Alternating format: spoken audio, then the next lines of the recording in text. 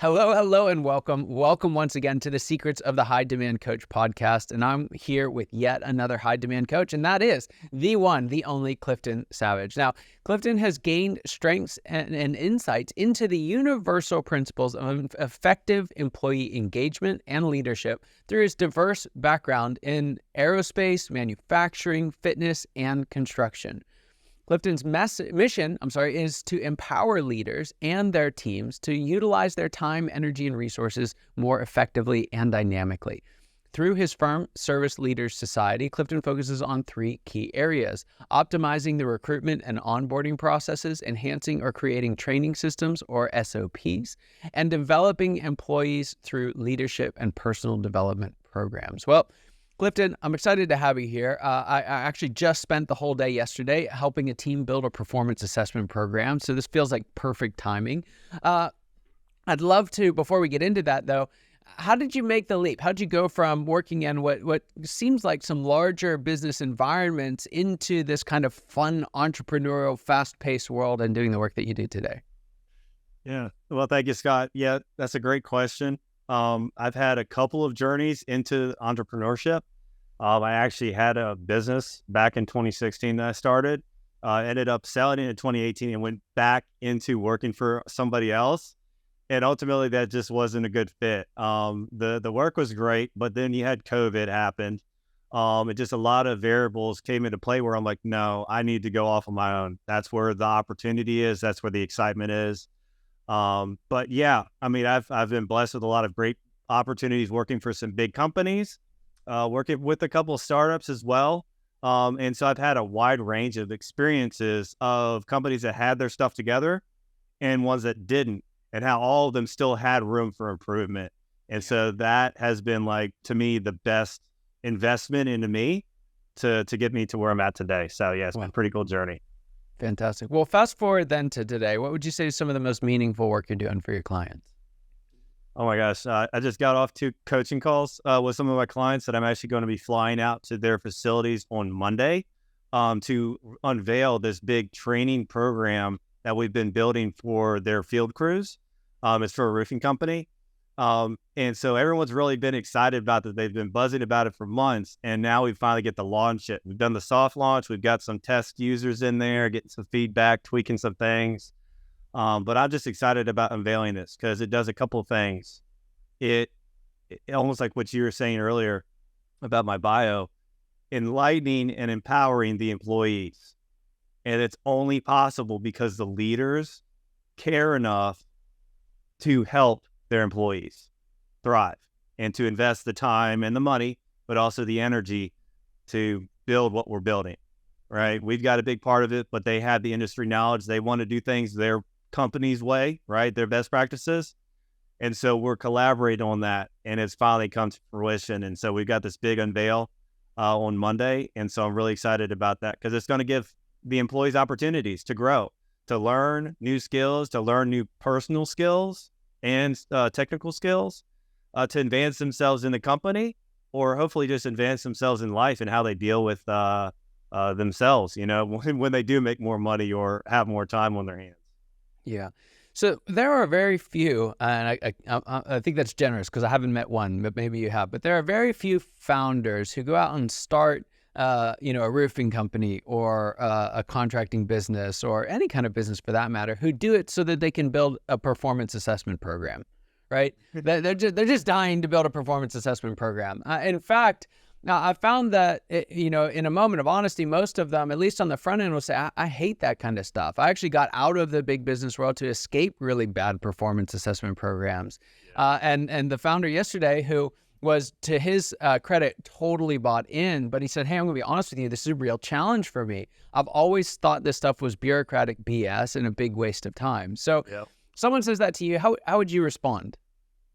I completely understand where they're coming from because I've experienced that when I've been an employee, when I've been a manager at other companies. And that's what I wanted to get away from.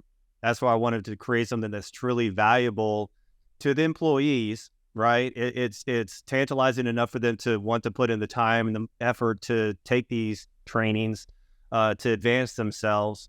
But then it has to make sense to the founders. It has to make sense to the business owners that investing in their employees is going to bring a direct return to the business. You're investing in this employee and you're going to get a return. If we can't make those ends meet, I don't even do business with somebody if we can't see eye to eye on that. Yeah. I 100% agree. Now, what do those returns look like?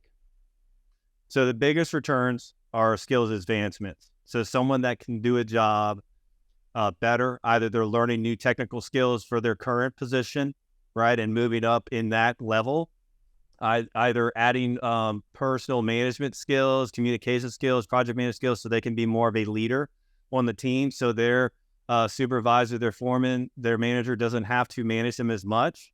But ultimately, it's really about eliminating mistakes, eliminating rework, right? It's reducing all the waste, getting rid of all of that, making everybody as lean and mean as they can be, and getting rid of all that excess waste. That is going to bring more profitability to the company. And that's where my focus, that's where my origin story comes from, is lean manufacturing principles and instilling that in our development programs to make the actual employees more lean and, less wasteful. One of the things that I've found, and this is particularly true in entrepreneurial organizations, is that if folks don't get stuff done, we kind of just sit back and wonder what's wrong with these people, right? And instead of, it's a lot harder to actually take ownership of that problem. And so what I've found that does is kind of devolves into this idea that we've got to go out and hire unbelievable people, right? They should know all of this coming in, and we have no idea how to do that. So there's almost this apathy that comes from it, or this like victim mindset, interestingly enough, like, oh, there's just not good people out there. Have you run into that? Oh, definitely. I mean, I believe because we kind of just sit in our own filth that, of this lack of effort, this lack of getting out there, right? That we believe that story that we tell ourselves. We believe that lie, essentially. We can all be tempted to feel that way, right? Even in my first business, I went through the bad experiences of even having referrals for employees that turned out to be a complete nightmare. But whose fault was that? It was mine, right? Either I didn't have a good vetting process, I didn't have a good onboarding process, I didn't have good training and feedback, performance management. Like something was missing, and that's my responsibility as a founder, as an owner, as a leader, to have those things in place. And obviously, many of us don't do that first before we get the business going, right? It's kind of putting the cart before the horse, really, which one makes sense, but it has to happen. And so if they don't do those things, they have no room to ask. I've been out in the field where people were at hiring events asking job applicants what they look for in employers, because employers aren't going out and asking the people those questions. I'm asking them for them, pretty much. Yeah. And why is it? So, I mean, most folks, at least by this stage, they've realized you can't do that with your sales, right? If you just wait for sales to come in, it's going to be hard to build a successful, scalable business. So why is it that we take so much more ownership in sales, but we chronically lack ownership in this area? I love the correlation, Scott, because that's true, right? Like recruiting for quality candidates should just be as important as marketing for quality clients. I mean, it makes no sense to your point, and it's baffled me because I've worked with some major founders and CEOs that are really heavy-minded on the marketing side, right? They got a lot of great ideas for marketing, but then they don't just duplicate that process even a little bit for recruiting. Like it's like something just turns off in their mind, and I believe it's a history of the economics of the labor markets, that it was more of an employer's market, and it got flipped on its head, but even before COVID, but definitely after COVID, and the advancement of technology, remote work and hybrid work, having more options. More of us can be our own entrepreneur, right? We can be freelancers. And so now it's really shifted to an employee's market, and employers are very sluggish, very slow to adapt to that. And I think that's where a lot of the hang up is. It's just they're not adapted to the times. Yeah. So you've got a model for attracting high quality talent. And one of the things that I saw in there was a big, giant green, I think, box that said SOPs, right? Standard operating procedures. And I know a lot of especially founders that I've worked with, would cringe if someone handed them an SOP manual and said, go do this, right? And it's just like, get that out of my way. I know what to do. Stay out of my way. Why is that so attractive, though, for the high performers that we're actually looking to build a business with?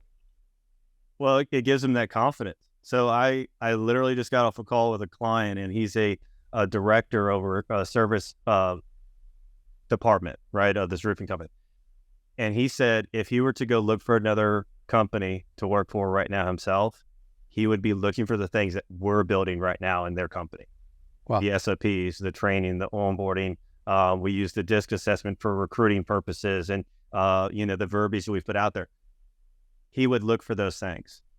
I would look for those things because it's either one, you go into a company and you look at the job description, and what do you first see? All the responsibilities, all the things you have to do. But where's the company's enabling you? Where is the company empowering you and enlightening to you? This is the way we want you to do it. So when it comes to review time, you're not set up for failure. We gave you the guardrails. We gave you the guidelines.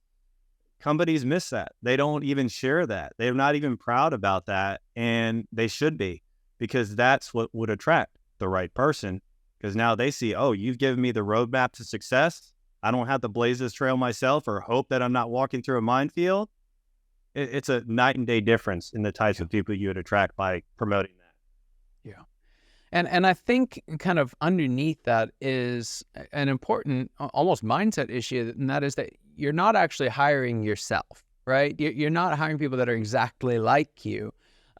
There's only one of you. So that is not scalable by definition. And so understanding who you do need to hire and what motivates them and drives them and gives them the confidence, like you mentioned, is a massive mindset shift. And it's a huge asset for folks who can really embrace it. Yeah. What would you, go ahead. Oh, I was just going to say, I have an identical twin, and we've both taken the DISC assessment, and we're almost identical on the DISC assessment, but I could still not place him in my chair right now and say, oh, everything's going to be fine. It just doesn't work that way. So it's, there is no replicating yourself like that. You need to have different people in your circles to succeed. Absolutely. So I wondered if you could make this, because you seem like a real practical guy. Give us one or two practical steps that leaders can take today to take more ownership of overcoming their hiring challenges or retention challenges. Yeah, I mean, if you can focus on overcoming your retention challenges, you're going to make it a lot easier for the efforts that you put in on recruiting. So I kind of like to reverse engineer and start at where's the leaky holes right now. It's typically, while people say they can't attract good talent, it's also because they can't keep good talent, or they can't even keep subpar talent, right? And word travels. So just like with marketing, you can either be proactive and get a good word out, or you can just let the complainers complain, and then that's going to sound louder than any success that you have. So you got to be proactive about retaining great people before you can even worry about dumping money into trying to recruit more people. Wow. It's more sustainable when you plug the leaky holes first. So why aren't you retaining people? Why do people want to leave, right? We see the posts all the time on LinkedIn and social media. People don't leave bad companies. They leave bad bosses, right? They leave unfair pay compensation, lack of benefits, a lot of reasons.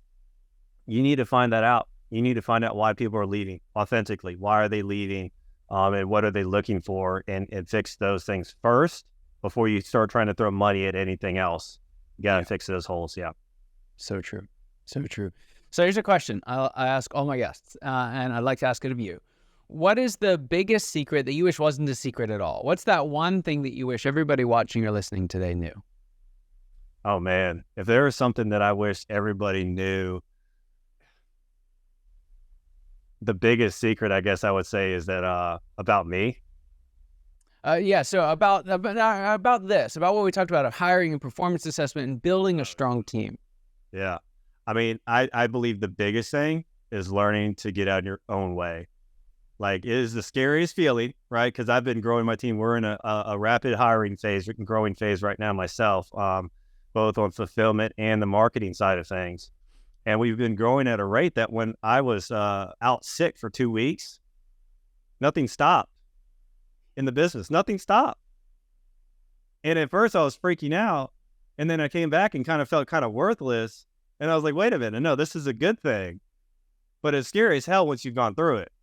But until you can learn to let go and realize that you aren't the most important piece, you are, because you're building all those other assets and the people, investing in them.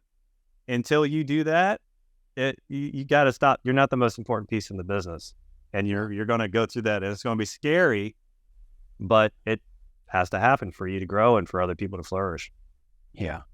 There's this transition that happens for businesses where you move from being kind of that captain on the field, I'm the centerpiece, right, to being a coach on the sideline. And it is like, what do I do with my hands? You got this like Ricky Bobby thing going on. And yeah, but it's true. You have to embrace that. There's a new role and a new way that you can show up. And I couldn't agree more. Now, I know there's some folks out there thinking, wow, this guy really knows his stuff. But you're challenging their presumptions. You're giving them a new hope that they can actually find the talent that they need. How can they find more out about the work that you do and get connected with you? So the best way to find out more and get a visual of what we do is to go to our website, which is serviceleadersystems.com. And they can go on there and actually look at what we've been talking about, which is the attraction system, which is the service we provide. As well as they can get my free ebook, The Attraction Blueprint, on there as well. If they want to learn more about my thoughts and engage with me, they can find me on LinkedIn. And my name is just Cliff S. Savage, and they can find me there as well. Fantastic. Well, check it out. Had a chance to visit the site. It's phenomenal. Some great resources on there. So we'll put the links in the show notes for all of that. Get a copy of the ebook today, and you will not regret it. Well, Clifton, thanks so much for being on the show. Just appreciate having you here. And for those of you watching and listening, your time and attention mean the world to us. I hope you got as much out of this conversation as I know I did, and I cannot wait to see you next time. Take care.